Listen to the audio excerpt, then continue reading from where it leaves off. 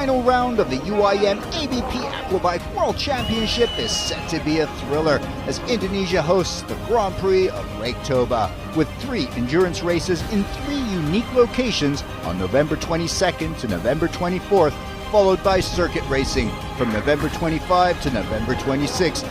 In the Runabout GP1, Ski Division GP1, Ski Ladies GP1. Not looking quite solid. He's back in 6th with a 1.52, 1.34. Wow, Morgan's looking so composed today. Yeah. He's not missing a beat.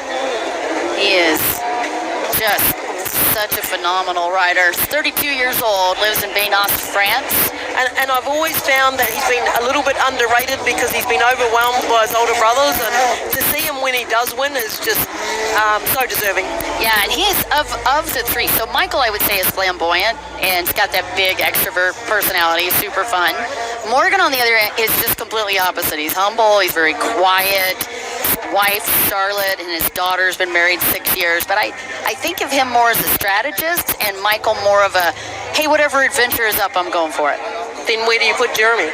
Oh, Jeremy would, to me, would be, I'd love to give Jeremy all my money and let him invest in it. I think he's quite the little guru. I think Jeremy's incredibly intelligent. And I think he combines the personalities of Morgan and Mickael. But what do you think? You hang out with them. No, I think that's about right. I think they all have strong points and in different fields. You would think that they'd all be similar, but they're not. No. And I tell you who is incredibly intelligent out of that family is Estelle. Oh, yeah. Yeah, she is a sharp cookie. They had trainers. When I caught up with them this year, she had a special trainer working with her. It's the best I've ever seen Estelle ride, and that's saying something because she's amazing year-round. Absolutely. All right. Here comes Morgan. He's looking pretty solid. He is. 4.26 seconds left on the clock, and again, the fastest time was lap 1 with a 1.47. Still very consistent within 5 seconds. He's running 1.53, 5.31 on lap 6. How good is Axel going there? He's holding off Kevin. Yeah, he looks really solid. But I've been watching him just consistently get better the past couple of years. Axel actually had the fastest lap time. Yeah, he did. 8.47. Just shaved it. And then Alec Enderley right there, too, with a 1.52.944. So Axel Courtois, 1.52.847. Nice catch. You're watching Ski Division GP1, 3.45 left on the clock. This is a 17-minute moto, by the way, plus a lap. Yes, it is. So a little longer, a little more grueling. Does the added time count, in your opinion? Absolutely it does. It gives them a little bit longer to push through. The fitness comes through in the end. Sometimes it's not all about boat speed. And this is where I think, if you know Kevin, the amazing fitness that he has, he doesn't have to be on the fastest bike out there, but he will push until that 17-minute and that lap. Well, that certainly has paid off in the pedigree. 7 World Championships, 7 European Championships, 3 King Cup, and actually I think it's even more this year, talking about the gentleman that hails from Austria.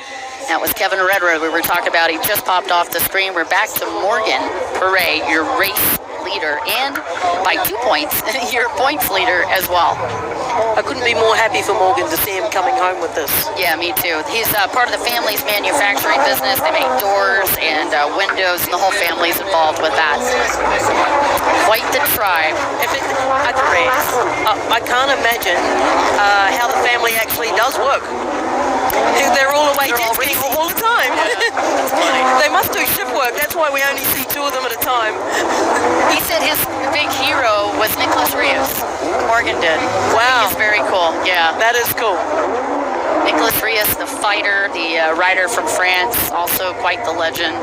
Do you think they all had different heroes? You mean the different parades? You've got a family of races. Do you think they all had different heroes, or did they all look up to the same people?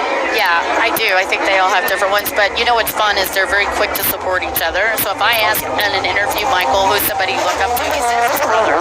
Yeah, which that is so inspiring to me. Absolutely. Yeah, I love watching these guys. Also, Mickael Poret is quite the showman. In fact, one of the funnest guys to watch. We saw the slalom last year when he did the backflip. He comes running up on the beach, does the backflip off of it after the nighttime slalom event. Just about took himself out, but the crowds went nuts over it. There's Kevin Rederer continuing. Here he goes, pushing. Yeah, he's pushing Axel Courtois. Look at the times here. Rederer with a 1:54.698, and yeah, that's playing out because Axel Courtois had a 1:55.496. Yep. Keep your eye on boat number 90 as he is continuing to put the pressure on Axel Courtois. And I believe they are taking the opposite splits at the moment. Makes sense. Kevin's going to want some clean water. He's only got a minute and a lap to go. All right, he's going to have to get jiggy with it as I see our race director, that is Marco Petrini, getting the white flag ready for Ski GP1. Woo, that has been a raucous race. Morgan Poret went a little bit wide on that last turn, just keeping up the pace. And look at Axel Courtois was pushing it. Yeah. Oh, here we go on Poret. There we go. That's what we've been waiting for. Holy moly, white flag didn't come out. Nope. They had 27 seconds left. Needs more fun and action for you guys. Absolutely. That pass was solid for Kevin Rederer up in the third. It's about now Kevin will be asking for another 15 minutes. Yikes. Little backstretch there. Just managing the resources, playing smart. And if you ever want a clinic on how to ride a jet ski, that gentleman from Austria is definitely one to look up to.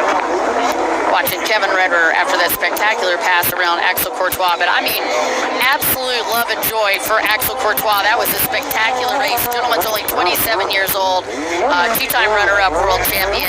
His first GP1 race ever was only 2015. He's got a big career ahead of him. Absolutely, he has. And, you know, he held Kevin out for such a long time. Look, hats off to him. That was great. And he's still running. His lap times are nearly matching. Oh, yeah. Yeah, they've been very consistent. I mean, just taking a look at the lap times. 1:56.386 on that last one, and Kevin Rederer with a 1:54.707. It was that 2-second pickup that gave him plenty of time to set up a nice pass. Yep. Your top two still the Poret brothers. Morgan Poret with a 1:53.805 and Mickael Poret with a 1:57.722. Here we go for the white flags coming out now. Yeah, finally giving that up. 17:58 is what there have been putting on the clock so far, and as Kylie mentioned, white flag is out as they make their way to the front stretch. And this is a shorty of a front stretch. There's not much to it. They come off of that big right-hand, double buoy right-hand turn. Oh, Morgan stretched out a little bit of a gap, and look at the gap that Kevin has closed up on Mickael. Yeah, all right, so 1:54.21 for Morgan Poret, and a 1:51 for Mickael. Good Lord, Mickael dropped but 3 seconds on that last lap. Mickael has to, because he's got Kevin pushing him now. Yeah, so you feel that pressure, you think? The minute Kevin got past Axel, Mickael had to push. You know, he has to push, otherwise Kevin's coming. Even though it's the last lap, there will be no mercy given. Speaking of that, Kevin Rederer with a 1:50.530 on lap number 9. Axel Courtois still playing in this one. He's got a 1:56, and then right behind him, Alec Henderly. That's how it looks for your top 5 as we work our way through the white flag lap. Beautiful race from these riders. Just to recap, Mickael Poret lost 3 seconds somewhere. I mean, he was already running solid lines, but to pick that up is super impressive. Yep. Especially with this kind of caliber of talent on the track. You have 14 of the top riders from around the world, and the points are stupidly close. Oliver Koch Hansen, however, let's take a look at your leader. He's back in 6th, and this is going to cost him. Morgan Poret is going to pick up 6 points.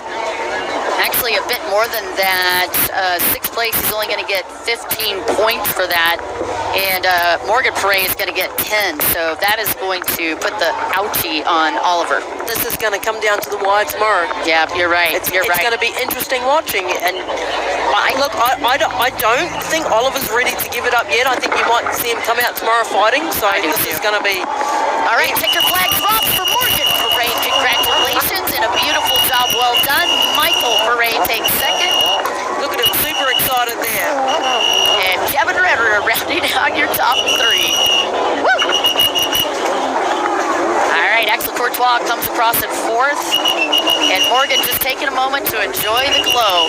Alec Ginderly is going to be 5th and Oliver Koch Hansen 6th. Your points leader now feeling some pressure. Absolutely. You know, they're going to be feeling the pressure. What we're feeling is excitement, though, isn't it? I love it. Yeah, I can't tell you. You know that, of course, right? And I know you do too as well. The endorphins that you get watching these competitors go at this kind of a level. And as you had mentioned, you know, Oliver's got a brand new boat sitting back there. It hasn't even been unwrapped. So I have to wonder in the back of my head, are you tempted now to unwrap that sucker? I know. These are all these things, aren't they? That's running through your head and running through your mind going, hey, and which way do I hold on? I mean, don't get me wrong, he's so young to be pushing for the World Championship right now. And Morgan deserves it as well, but this is all these things, these decisions when you wake up tomorrow morning and you put your helmet on, every decision you've made is gonna be the difference between whether you're a world champion or you're not. So let me ask you, do you sleep good at night when you're running up against world titles like this? Or no? Early days I didn't really. Nowadays I just go to sleep. No, because you realise that there's nothing, look, like lying in bed thinking about it, stressing about it, going, oh, you know, what about this, what about that, won't help you. I know that's hard, but only experience makes that settle down and makes you be able to go back to sleep. Yeah. You need to win and lose some to realise to calm you down. You can't just win either because you've got to learn to lose. You know, that's so well said. And what's interesting, I love hearing it from your perspective because you race still. You're also a mechanic, and there's different pressures as a mechanic, as a racer. What does the pressure of a mechanic feel like? I would rather be a racer. I am so on edge when I'm watching someone I'm helping race. And if I'm building their boat or they're using my ski, I am so on edge because it's like, please don't break, please don't break, please don't, and I'm watching. Whether when I'm on the ski, I'm just riding, and if it breaks, it's like, oh, darn, you know? All right, you guys, hey, a quick update on the boat that Morgan was riding. It is a Commander, so thank you so much, 8 Run Racing, for keeping me in the know. And Estelle Poret was on the live stream. Bravo, Momo. Okay, I want to know more about that nickname. Roy Sinaga Key, according to the description of the riders yesterday, that I know weather like this is what riders want, rain and strong winds. I don't know about the rain, but I do think the big waves in the strong wind, absolutely. What do you feel about rain racing? Well, we get wet anyway, but it does feel like hail's hitting your face. I will tell you that. I was gonna say I'm not a fan, but I do have to tell you, I love the waves. You're crazy. Philip Menard, Momo, Mika, Top. I like the little rocket ship emojis as well. Thank you guys. Don't forget to join us on the live stream and keep giving us those comments and feedback. We're happy to share them as we get ready to go with the big guns. This is Runabout GP1 coming at you. And as we get ready to go, whoa, got a little wave action here. As we get ready to go with that in the Parade of Nations on Runabout GP1, let me give you the recap on what happened in Sardinia. Francis Midori got a 50 points with 2 picture-perfect wins from Sardinia. Jeremy Perez in second in the points with 42 points. John Baptiste Body with 40 points in third. Yosef Abdul Razak in fourth with 38 points coming into this. And Alejandro Molina Miranda, who I thought was going to hit a podium yesterday in endurance before disaster struck underneath the hood. He's back in 5th. Yeah, I know you want to say something. I can see your mouth. You know, when he was riding fantastic. He was. And such an awesome racer. And when I saw him break, I was just inching in on him, and then next minute, and I went, wow, something just went wrong with that. Yeah, badly wrong. And you know, it's to me, again, you're the one that's in the know and on the boats, but to me that always feels like the most heartbreaking. I would rather lose the race than breakdown. Those just kill you, especially when you're right up in the top group. Absolutely. And even as a rider in the top percentage of riders, we would rather beat someone than see them break. Yes. Okay. We do not get enjoyment at watching our competition break. Yeah, I know through other fields and other classes, they're like, oh yes, I won. But for us, what we want to do is win and beat the rider. Amen. Okay? And do it, head to head. That's when you feel the true challenge of sportsmanship. We want the fight. You want That's the what fight. we want. We want the fight. Perfect. Because to be the best, you have to race against the best. Speaking of some of the best, there's some of the best lining up. That's Andrzej Wisniewski for Poland. Okay, Dawn. Yes. Yosef Abdulrazak from Kuwait. How big's the water going to be coming off the back of these skis when they line up to start? I don't think you can pay me enough to be a holder on the runabout class. Oh, that is just a waterfall. Think a raincoat would work? I don't think you would even have clothes on after this. This could be a show. Which way would the umbrella face? What now? Which way would the umbrella face? That would be brave to even bring one. All right. I meant to tell you about that because that was something different too that we didn't get a chance to talk about. In the stand-up class today, normally if we do a beach start, you get one holder for stand-ups, 2 holders for the runabout. But because of this system, with this docking system, they were allowing 2 holders for the stand-up divisions. And of course, we're still going to have 2 holders for the runabout divisions. So yeah, I think this is going to be... it's going to be the bomb.com to watch, but would not be fun to be a holder right now. And that's a thankless job in a lot of ways anyway. But it is one of the hardest, don't you think? It is one of the hardest, and you normally get the blame for the jump start. I mean, let's face it. You do. I love it when you do the bad starts and the rider looks back like the holder can do anything now. Like, dude, you're on your own at this point. Go. Stop looking backwards. Just because we've pulled the throttle a little bit much, the holders need to be stronger, you know? That's right. You should have lifted more weights. They need to be in the gym beside us. $3 that I paid you to hold. What? Are you supposed to pay him? Oh, God. I knew that was coming. Wow. That's where I missed that. Oops, sorry guys. There's a shout out to Mark Percy, one of my holders, fantastic holder. I don't think I've ever paid him. Mark, you and I need to talk, my friend. You're the worst negotiator in the world because I know what a pain she is. I'll get home to a letter of resignation. Oh my goodness. Hey, we're here at Lake Toba. It is got a pretty cool little folk story about this lake in which once upon a time there was a fisherman who caught a golden fish. Samosir Island is believed to be named after the golden fish's son. There you go. Wow. It's a little cool factoid. Aren't you full of facts today? I am full of facts, yes. Fun fact, awesome. There you go. Almost like Awesome Dawson. No, nothing like it. Yes, it is. No, it's not. So close. But so far away. Just like that. Right there. All right, you guys. We got a good lineup for you on this one. 17 riders down on the line as we get ready to go for the Parade of Nations. I'm up here with Kylie Elmers. One of my buddies helping me out on the live stream today, and I really appreciate you because you've got so much experience as a racer over the years, but you also have a tremendous amount of experience as a mechanic. And something a lot of people don't know, but I love to brag about you, is you're actually quite an awesome welder as well. Yes. There you go.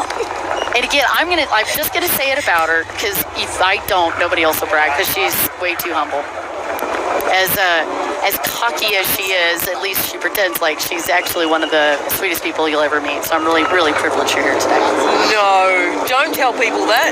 Okay, I lied. Whatever that was, I said.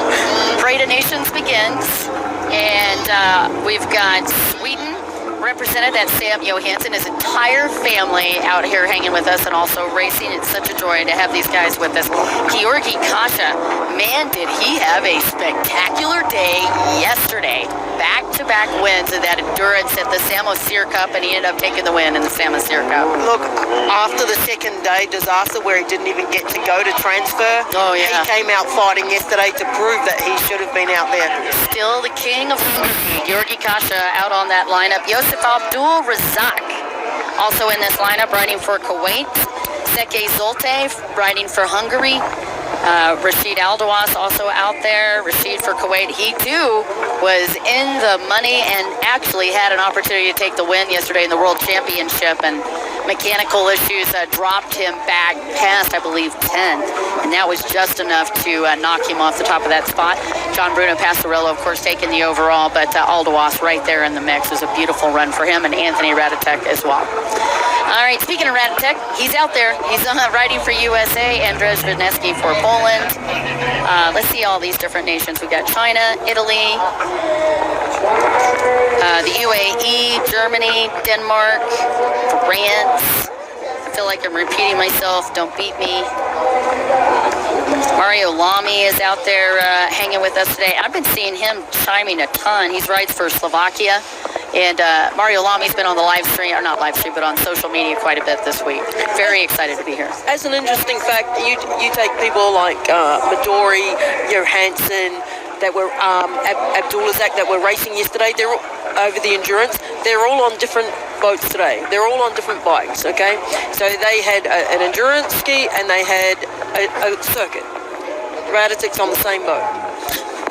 So no, but there are a couple that are on the same and the couple that have got completely different boats. So it's going to be interesting in the mix to see how they went, whether their boats are more suited to do the endurance or whether they're more suited to do circuit, and how they're going to go. We're going to see some role reversals here, and because there's a different power required for circuit. For circuit, we still have a lot of top in speed, but we have explosive acceleration out of corners. Okay, so and that's what is going to be the main difference today out of some of these things is the instant power and acceleration, and your forearms and the power that you're requiring to hold on to them is completely different with endurance. Our endurance boats are probably faster, maybe top end, but we need to have them reliable, and we don't give the drivetrain and everything such a hard time because we don't need acceleration. So in layman terms, they're not as tightly wound. Yeah, they slowly wind up, you know.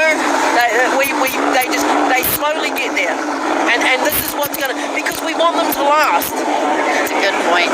Let's talk a little bit about Q2 as we get these guys into the lineup. Well, first let's talk about Q1. In the first qualifier was boat number 41 at Francois Mandori, who got a 1:33.076. But in Q2, it was all about Yosef Abdul-Razak, and you're going to see it reflect as these guys come into the lineup. Yosef Abdul-Razak will have the pole position after this finish of a 1:29.82. Jeremy Perez is going to be in second with a 1:29.32 in that lineup, and Francois Mandori with a 1:29.515. That is how close the time was at Q2, and I hope that sets the stage and kind of gives you a little bit of backdrop as we get ready to go. These riders are very close in time. They're absolutely close in time, and Yusuf is not going to let Midori or Perez get away with anything. Yeah, he's going to keep you honest, for sure. He is going to keep them honest. We are going to see a good show today. Yeah, we are. I want you guys to buckle up. Yosef right now in fourth in the points. He got a, let me just take a quick look. He got a third place finish in Sardinia on the first moto, but then in the second moto, he really had a tough break. He was in fourth place, and that hurt him a bit in the points. So Yosef comes into this in fourth with 38 points. What you'll also notice is Midori and Yusuf yesterday both chose to sit out. They could have repaired their boats and had them back out in the endurance, but they both chose to sit out to save their energy for today. So they are going for a showdown. Yeah, they are. They did. Well, and I'll tell you, Francois Midori, I don't know if you saw it. Well, you were riding, actually, but yes. Francois Midori went off his boat very, very hard day before yesterday. Yes. And it tweaked his back. He's not hurt, but he said it made it just enough that I'm like, you know what? I'm in the points hunt. I ain't playing. So you're right. He took a day off yesterday. He looks great today when I talked to him in the paddock. He did have a problem underneath his boat, so they were working on it, and I think they've got it all fixed, but he was having a few issues. But Andrzej Wisniewski loaned him some parts. He's ready to go. That's great. Isn't it great camaraderie out here when you're walking through the paddock? The riders are happy to lend each other anything, and this basically is because we want to beat them on the water. Actually got a question from the live stream for you, Kylie. If you rode an endurance boat in closed course, would it work? Consider how many of these boats break. Well, let's just watch Anthony Raditic today. That will tell us. That was a great setup. I couldn't have planned that better. No, but actually, it does work. However, you are going to come out off the gate mid-pack. Yeah, that's a good point. All right, Julietta Brandau, best of luck to all the riders, but a special shout out for my brother, Frederick Brandau, riding for Germany. Wow. I know, isn't that cool? I love watching the live stream. 8-1 Racing, good luck, Radman. Tiger Tan saying go, go, go, all GP1s. Tiger Tan's such a great fan. He really is an absolute rock star. Stefan Carlson, go Sweden. All right. We've got a big lineup here. Wow, look at this rain starting to come in. Yeah, it's starting to push now. Both Johan and Sam Johansson on this lineup as we get ready to go. And yeah, it is definitely. And these runabouts are going a lot faster, so this rain's going to hit them a lot harder. It's going to be like little needles going into their arms. Ouch, little pellet gun coming at you. All right, we got the lineup, man. I can feel the adrenaline. And again, Josef Abdulrazak with the pole position. You can see Molina down there, Molina Miranda, Alejandro. I really thought he was going to grab a podium yesterday, but he's out for some redemption today for sure. Ooh, this is so exciting. GP1 runabout in the gate.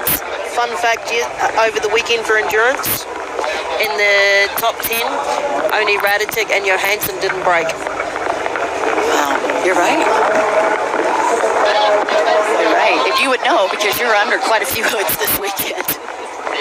Helping out the Indonesian team, as well as her brother that was racing in endurance. And the card goes up as we get ready for the start. You're watching moto number 1 for endurance. Excuse me, for Runabout GP1, but it's going to feel like Perez. Yeah, Jeremy Perez with a great start. He did have a great start. Wow, and he is rocketing. And who's... I'm trying to get a picture on that second. That second, is that Georgie Kaza? It might be. It could be. It is Georgie. Amazing start yesterday. I'm going to right. guess. Just looking at the way he's sitting on it, I could be wrong, but... All right, recap. Okay. Jeremy Perez, gentleman that took the win 2 years ago. Wow. And last year was in third. 84, and he is currently leading. Is it Johan Hansen or Sam? Johan. Oh my gosh. Johan Johansson with a second. And that has got to be pretty exciting. That's a wow moment right there. What a great start. Okay, so once again, Jeremy Perez with the whole shot. And he came from the outside and followed by Johan Johansson with one of the best starts I've seen this year. That's not who it is now, though. Josef Abdulrazak in second. Sam Johansson, or excuse me, Johan Johansson in third. Andrzej Wisniewski in fourth. And it is Alejandro Molina Miranda in fifth as they hit the front stretch. Abdulrazak took the alternate course, and that's how he got through to second. Rasmus Koch Hansen up in sixth. All right, we'll do this rundown once again. Jeremy Perez leading, Josef Abdulrazak second, Johan Johansson third, Andrzej Wisniewski fourth, Alejandro Miranda fifth, Rasmus Koch Hansen through the pack into sixth, Francois Midori in seventh, Georgi Kasha in eighth, Anthony Radetic in ninth, Seke Zolte in 10th, under half power, he said. Mario Lamy 11th, Shin San in 12th, Frederick Brandau 13th, Sam Johansson at 14th. There it is as we get underway. And we'll give you the lap times as soon as we get through this first lap. Wow, that was a fantastic start. Just another quick recap. Jeremy Perez called that perfectly. Absolutely, and his setup rocketed out of there. What a great thing to watch. And Johansson was pretty quick, and Abdulrazak, what great thinking. He just went the alternates split, and way he went. That allowed him to get in front of Johansson. What a great move. Yeah, Josef, quite the statistician. He's a math guy. He's sponsored by Zaid Finance, and just an amazing rider. In all of his rides, he gives the credit to his country, Kuwait. And as you're watching Jeremy Perez, a brand new papa in the lead. Absolutely. And congratulations to him and to Marta, who I'm sure is listening into the live stream. We miss you, girl. Josef Abdulrazak, man, that guy has been smoking. He had an outstanding race a couple of days ago, too, in endurance. Won the first moto in day 2, but he has just been plagued by engine problems, so I know his mechanics were working feverishly to get him ready for today. There's Molina. It's Alejandro Molina Miranda, and he's up in fourth. And what a cool story to have Amper. It's his nickname, Andrzej Wisniewski, the Polish rider, up in top 5. Wow. He tells us every year he's going to retire, and every year we ignore him. Thank goodness, because it's so much fun to have that Polish team out here racing. It is. They're great to see, and they had a great atmosphere to it. They really do, and he's a fierce competitor. So again, The Polish rider up in fourth. Johan Johansson got to be stoked to be in third. Josef Abdulrazak second. Jeremy Perez in first. Let's take a look at the times. 1:38.048 for Jeremy Perez on lap 1. Josef had the fastest time, though, on this lap. 1:37.936. Johan Johansson with 1:40.38. And Andrzej Wisniewski with 1:43.316. And so we've got the teammates of Francis Midori and Jeremy Perez with 8 points between them. Currently, we've got Perez in the lead, and Midori is in what position? He's back. He's back in seventh. This is allowing the championship to close up. Again, we're going to come down to another wire tomorrow. Yeah, this just played out. Wasn't that Oliver back in seventh? Yes. Wow, that's weird. That's a weird coincidence. Yeah, we are up for a great day tomorrow. All right, you guys, you're watching the first moto. This is a monster. This is 25 minutes plus a lap. This is a big, big amount of pressure underneath the hood on these motors, and I'm glad to have you up here because you've done so much work underneath the hood of these runabouts. Tell me the kind of pressure that these motors go through. These motors are going through a hard time. Every bit of acceleration and pushing. It's not only the engine that gets a hard time, the driveline, the pump, the props. Quite often you'll go, oh wow, that's broken. It's not necessarily the engine. A lot of the time it's the driveline can't handle the inertia of the instant acceleration these guys are putting on them coming out of the corners. And the stronger and the fitter they are, the harder time the runabout gets. So these types of things, everyone thinks, oh, the engine broke. Most of the time in these things, it's not actually. Here's what I love about running the Runabout GP1 with this caliber of talent. Jeremy Perez, I swear that guy's got rear view mirrors in his brain. He could feel the pressure from Josef Abdulrazak. Lap number 2, he picked up the best time, 1:37.485. Josef had a 1:38.457. Great move for Jeremy Perez, playing a little defense in the lead. Absolutely, playing defense. You might also be aware, and I'm not sure, but as they're coming down this front straight, they will be looking up to their crew and stuff to have indications. These guys, even though they're holding on and they're riding for everything, they've also got their eyes out, looking everywhere, looking behind them. There's Georgi Kasha on boat number 5. He's back in 8, just ahead of him on that bright yellow boat with Rasmus Koch Hansen. Oh, and we've got Frederick that's just been under tow now. Something's obviously happened there. Yeah, so Frederick having to go in under a tow rope. Tough break. I hate that. We've talked about that a ton of times. There's your race leader, Jeremy Perez. And again, Jeremy with a 8-point deficit behind Francois Midori. Isn't it interesting that Teddy Pons works on both of those engines? And do you think they're, like, if it were me, I'd be like, so if I give you another $20, will you make it faster than Jeremy? No, but they never do. Have you seen the two of them off the track? They're great friends. And they're and even with Teddy, they're a great bunch of guys. Even with Botti, the whole lot of them, like they're one big crew. It's an honor to see John Baptiste's body back on the track this year in Sardinia. I didn't mean to interrupt you, but no. I literally was, I have to say I was girl fanning big time. But actually, with Botti there, that actually even closed that gap up between those teammates closer. Yeah. What a great spectacle, what a great team. I tell you, I would have a hard time picking a mechanic, but Teddy Pons is one of the top for sure, but it is very fun to watch him. But yes, Teddy Pons works on both Jeremy Perez's boat, the 86 boat, and on Francois Midori's boat. And again, when John Baptiste's body was there, I did get a chance to talk to John Baptiste's body, and he was like, I'm just having a good time coming out and hanging out with my friends. I love these guys, and of course I love racing, but he won't be back ever in a full year, but I think he just wanted to come and play. I mean, when it's not far for him to go from home and he's enjoying it, why not? He shows up and he puts on a show. What a great thing. Oh, it was. He's always, as always, spectacular on the water. You're watching the race leader and a gentleman that has quite the career and pedigree. 15 Aquabike podiums to Jeremy Perez. Owns his own jet ski rental company during the Monday through Friday at 9 to 5, and he's got to, because he's got several girls to take care of now. Absolutely, and I also think in the winter months they do snowmobiles. All right, this is Miranda, Alejandro Molina Miranda holding off Francois Midori.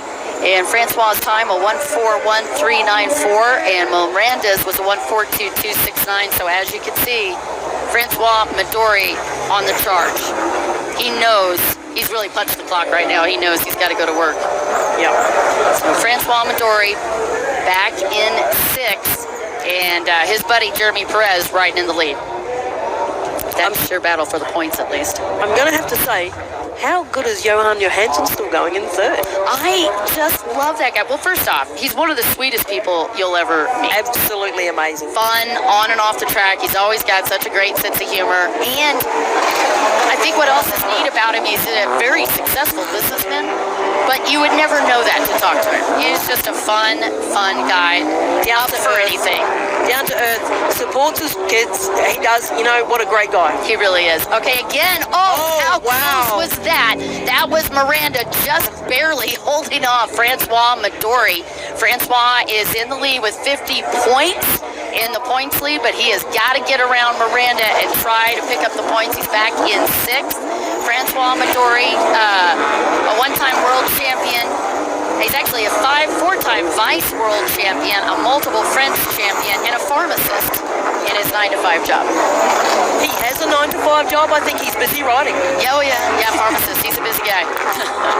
All right, Miranda got to be feeling that pressure for Francois Midori. That was super close. This is going to be good to watch. It is. All right, lap times, 4:2:8.55 for Francois Midori and a 4:2:212 for Miranda on lap number 5.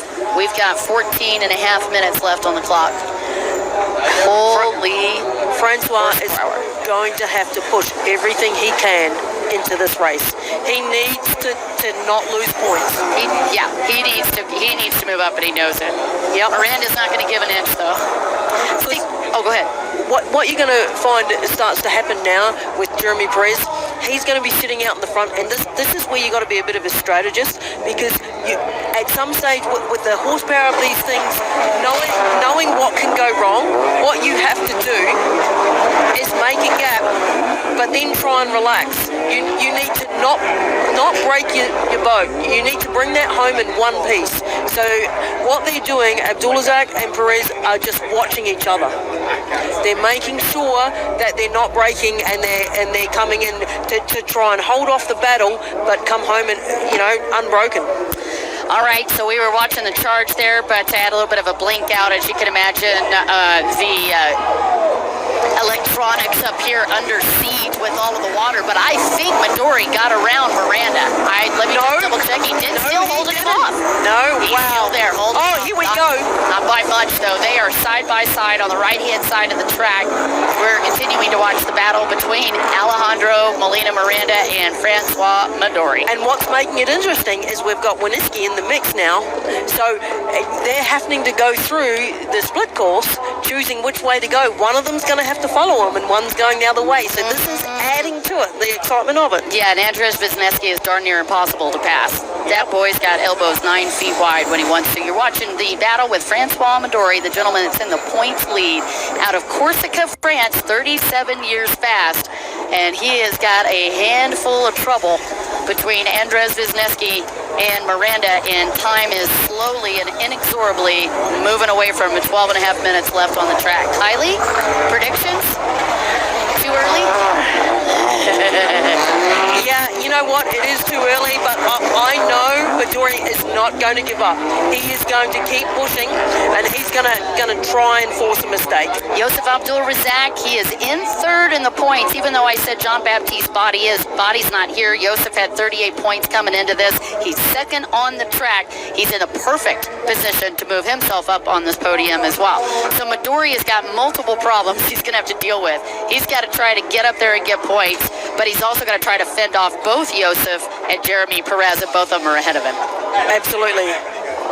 It would be worse if it would be worse for Midori if Abdulazak was in front.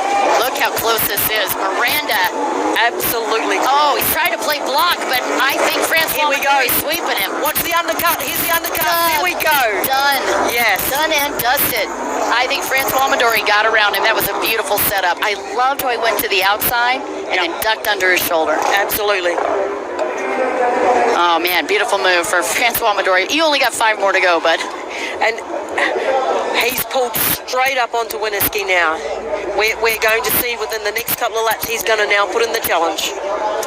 Both of those laps were right on the far right-hand side, the attacks that Francois Midori had on Miranda, but this last lap, he pulled it off. Beautiful, beautiful move. Absolutely. He lined it up and then did the undercut. Take a look at the times. 1:34.478 for Jeremy Perez, lap 7. 1:35.32 for Josip Abdulrazak, who has been quietly moving his way through this traffic. He's been, as he always is, very calm and very quiet. There's race leader Jeremy Perez on boat 86. Jeremy's a bit more physical, I think, of a lot of the riders that I watch, but when he feels comfortable, it is so much fun to watch how much he relaxes. Looks at what he's doing right here. He looks very quiet, very relaxed. Absolutely. He is just biding his time, hoping that he's not going to, I'm not going to give him the curse. He's just sitting there watching everything around him, making sure he's keeping a comfortable distance, trying not to push too hard to bring this home, because he knows he needs these points. He knows this is valuable points to him towards tomorrow. Yep. All right, Francois Midori, who is still pushing through. And look at Johan Johansson up in 3rd. I just got to hand it to that Johansson team. Midori has just gone to 4th. Around Andrzej Wisniewski out of the split section. Francois Midori up in 4th. He must have been listening. Absolutely. He is pushing. So now, yes, let's have a look. Midori is on Johansson. Look at him there. Yes. He is fighting. Midori is not going to give this up. All right, so a gentleman that loves AC/DC. That's Johan Johansson holding off Francois Midori. I feel a little AC/DC coming at us. I feel a bit of a generation gap there. Whatever. I'm going to say that you said that. He's a multiple Swedish champion. Johan Johansson up in 3rd. Francois Midori putting the challenge on. That's your points leader. And I would say maybe 2.5 seconds off the pace. In fact, let me just get a stopwatch on it, because now I'm intrigued. Okay, here we go. These are going to go to this opposite split sections. This is going to be great to watch. I have a feeling 2.65. Francois is going to come out of this on top. I have a feeling. I couldn't be sure. No, but he's pushing. I wouldn't bet against you. Let's take a look on the left-hand side of the track. That's where the split section is. And it is Francois Midori on the green buoys, the inside buoys, and Johan Johansson on the outside, or the blue buoys. Oh, yeah. Kylie called it as they came out of that. Francois Midori moved up into 3rd. Johan Johansson's like, dude, you can have it. I'm too close to you to mess with that. What a great charge. Yeah, it was beautiful. Beautifully done. He was back in 7th at the start. He's now up in 3rd. You're watching the charge from the gentleman from Corsica, Francois Midori, and your points leader. And that is going to help him tremendously with 8.5 seconds left. Oh, and actually he got past again. Johansson just got past him. What a great move. What? Wow. Johan? What happened there? What did Johan eat for breakfast today? That's wow. Right. Is Sam riding Johan's boat? I doubt it. That was a Johan move. That was awesome. Johan Johansson holding Midori. And Midori's going to have to give that fight. I was about to say he's passed a rider a lap for the last 3 laps, but I'll take that back. No, that would no longer be true. Wow. Just wow. Johan Johansson riding for Team Performance Marine.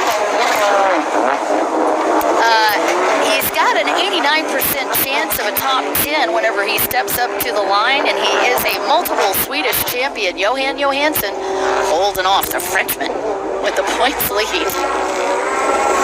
That was stunning. Here we go again. Midori had it. All right, see. Take the inside again. Yep, we're going to have another show. This is going to be the same thing happening. We keep having the TV blink out on us. Okay, and it's back. Let's see what's going on here.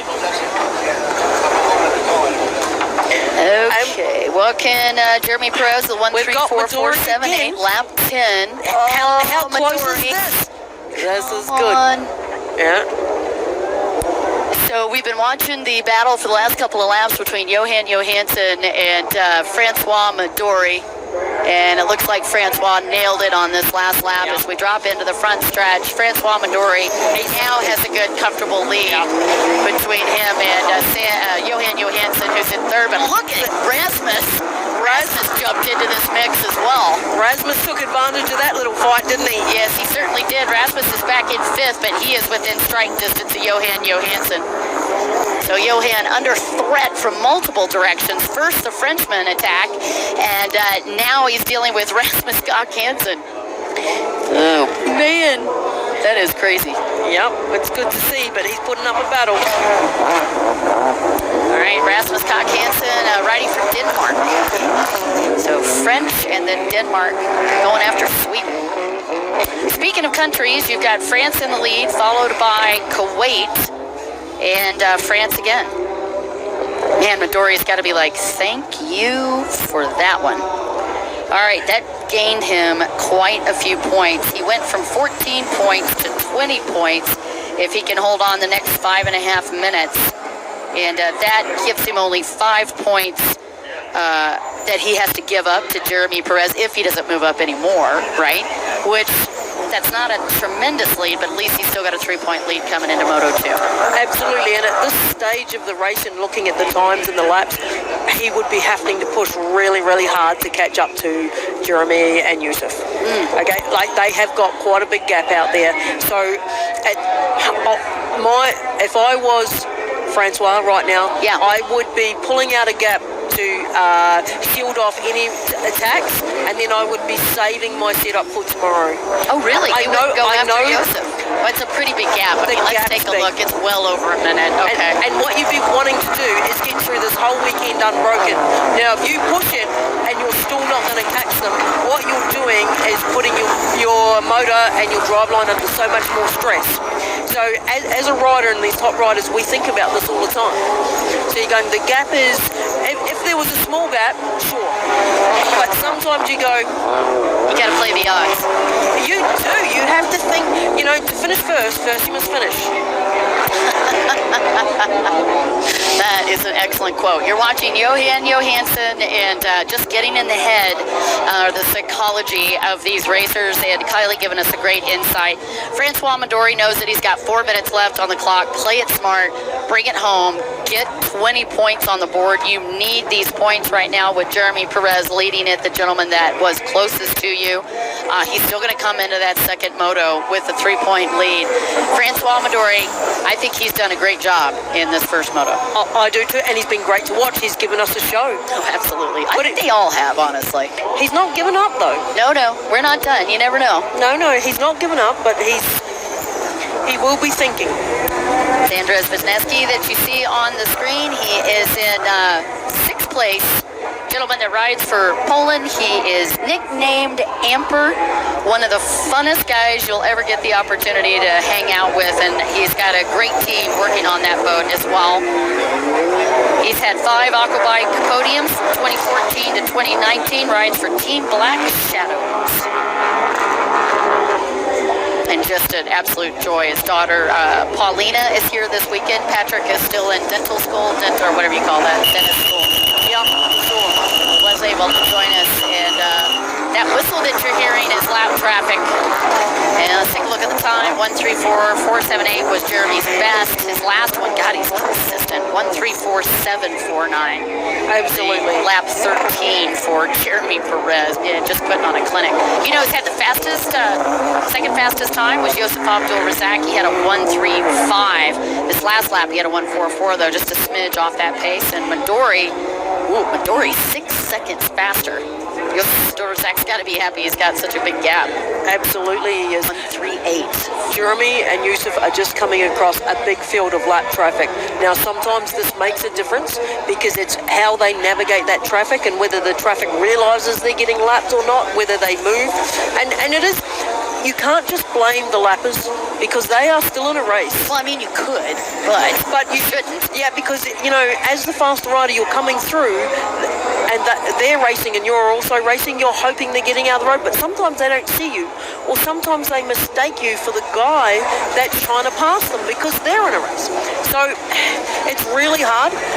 I will give the marshals this, they are really good at indicating a lap rider. Oh, yeah. The marshals do a fantastic job. So let's see how the lap traffic plays out. Andrzej Wisniewski got a quick chance to see him again on the screen. Lives in Elk, Poland. He's 52 years old and still rides that fast. Unbelievable. That's awesome. Isn't that something? Indomitable. Aquabike. We got a minute and a half left. Actually, not even that. We got a minute 12 left as Marco Petrini airs out the white flag since we've gotten so much rain up in the tower. We are going to be going on a break after this race, and then we'll be coming back tomorrow with more cool action for you. Well, we'll be back. Hopefully, we'll be back tonight with a live show. We've got parallel slalom tonight and freestyle tonight, so hopefully, we'll be able to bring that to you. You're going to be on your own tomorrow, Dawn. You might have to find a new fill-in. That's mean of you. I think you should change your flight and hang out with me. Well, that's the selfish me, though. I do have to work sometimes. No, unallowed. Maybe, well, you can make the phone call to Les. No, definitely. I do not want to face Les. Jeremy Perez leading 1:41.970 for lap 14. Josef Abdul Razak with a 2:03, a bit off this pace on that. Now that's interesting. That sort of shakes up the world here, doesn't it? He had a 2:03 and Francois Mondori had a 1:35. That's almost 30 seconds different. That to me indicates that lap traffic. Abdulrazak's got a problem. Oh. I think he's nursing it to bring it home. Well, he did have quite a few problems this week in endurance. And I will say he's been sick as a dog. He has been feeling so bad yesterday. And I believe he's nursing it. I think he's nursing it home. Fortunately for him, we're about to go into the white flag lap, and there is a big gap back to Francois. Yep, it's over a minute, but not anymore. Mondori, I think, is within 30 seconds now of Josef Abdul Razak as the white flag gets ready for Jeremy Perez. Proud Papa. I know Marta's listening in, and the white flag does come up for Jeremy Perez, and there is a lot of lap traffic. 4 boats ahead of Jeremy. In fact, let's just take a look. I think he's lapped. Oh, wow. He's lapped all the way up to 4th place, 3rd place. Yeah. 4th place. Crazy. And since he's noticed Abdulrazak's dropped off him, he's also dropped the pace. Look at him. Yep. You can tell by the way he's sitting, he is just happy to bring this home. A beautiful job for the gentleman from France, your world champion. Well, he's got so many of them, as I had mentioned. 17 podiums total. What a way to celebrate the birth. Oh, isn't that right? And is it a boy? I think he's got a baby boy. Marta, tell me, baby boy? It is a baby boy. She's had girls, now he's got a boy. Right, watching Jeremy Perez bring her home, and there. Oh, you can hear Josef's boat. Yeah, not good. And this is where Francois is pushing. Yeah, I think you're right. I think Francois saw it. But again, white flag Here he out. comes. Here's Francois. There's not much in that. No, I told you it's about 30-second deficit. Francois going to keep pushing on it, but will that be enough? Who knows?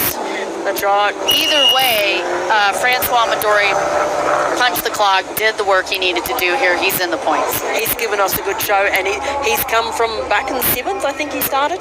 Yeah, 7th and change. 7th and change. It wasn't just 7th. And against good riders. Yeah, right. This wasn't easy. I wasn't racing in a beginner race on this one. Exactly. All right, you guys, you've been watching the race action here for Runabout GP1. This has been a massive moto. 27 minutes for these guys. And checker flag drops for Jeremy Perez. Congratulations to the proud papa. What a fantastic moment. He's such a great guy. Yep, and he just gained 25 points. Wow. And reduced the deficit of 8 points down to 3 between him and Francois Mondori. What a great effort. And you can see the reaction.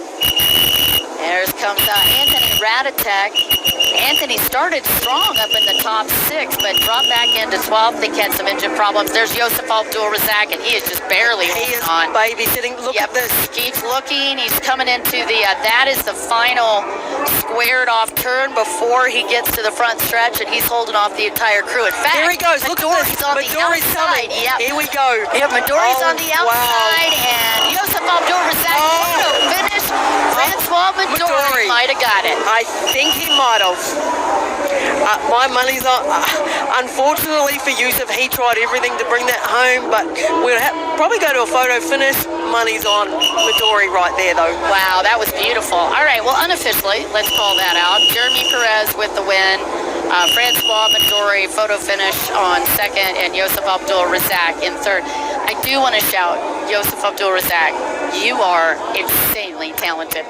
I know very few people that can nurse a boat like that and ride enough clean lines to hold off, at least get in that top 6. That boat sounded awful. It did sound awful, but he made sure it finished, and he tried to bring that home still in second, so well done. And feel sorry for the mechanics this evening.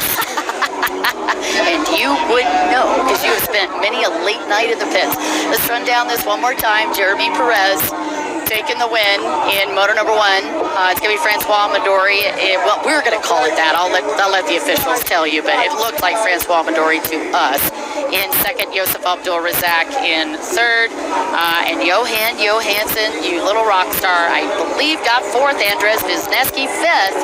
And Alejandro Molina Miranda, Mr. Consistent, in sixth. Georgi Kasha in seventh. And Rasmus Koch Hansen 8th, Seke Zolte 9th, and what an incredible run. That was Runabout GP1. That's your setting your stage, if you will, for tomorrow. And I guess you'll just have to watch on the live stream on the way home. So, have you noticed that every class tomorrow has a great competition? None of these World Championships is a signed deal. They can go either way. Every class tomorrow has got something on the line. It could be 2 or 3 riders could take these. Wow, what an incredible day. You guys, thanks so much for joining us today. You've been watching the UIM ABP Aquabike World